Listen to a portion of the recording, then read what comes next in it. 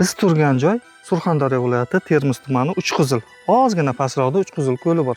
Juda chiroyli manzara. Xullas, mana shu ko'l oldida sotiladigan kottejlarimiz bor. Bu yoqda 7 ta kottej bor. Undan 4 tasi qolgan sotiladigan, 4 tasi qolgan. Ichkarini tanishamiz. Hozir biz kottejda ichini kirib ko'ramiz. Hovlini kirgan joyimizda mana unaqa kattagina darvozaxona, bu joyga mashinalar joylab qo'yish mumkin. O'ng tomonda hojatxona va zeleniy zona uchun mana ikki tomonda joy qoldirilgan. Archa daraxti ham bor ekan.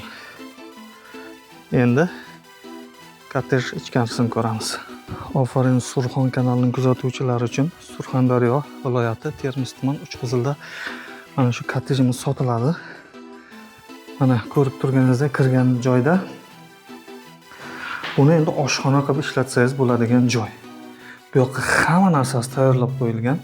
Gaz plita yangi turibdi. Bu ham sizniki bo'ladi. Отопление, duh, kontur, kotyol qo'yilgan. Endi kirgandan keyin chap qo'lda 4,5 ga 3 metr atrofi bitta xonamiz bu. Endi mehmonxona qilib qo'ysalaring bo'ladi. Va yana biz bu yoqqa chiqamiz. Endi kirganda chap qo'lda kichkinaroq, endi bu yotoqxona bo'ladi, shunaqami? Bu yoqda bitta kichkinagina xona. Buni o'lchami 3 metrga 3 metr bor shekilli. Endi xullas koridor bo'ylab harakatlanamiz va o'ng qo'l tomonda bitta o'tirib, choy poy ichib, xullas oilaga o'tiradigan bitta xona. Buni ham o'lchami 4,5 ga 3,5 atrofi bor.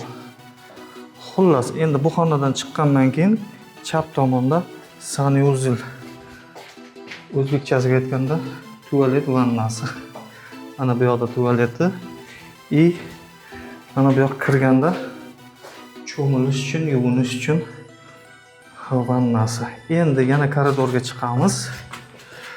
Ko'rib turganlaringizdek abo'y qilingan, eshiklar sifatli qo'yilgan.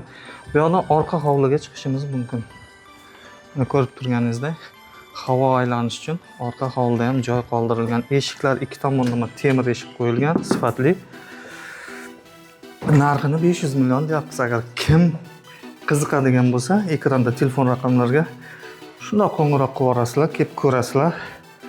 Agar ma'qul bo'ladigan bo'lsa, savdoni qilib olib borasizlar. Salomat bo'ling.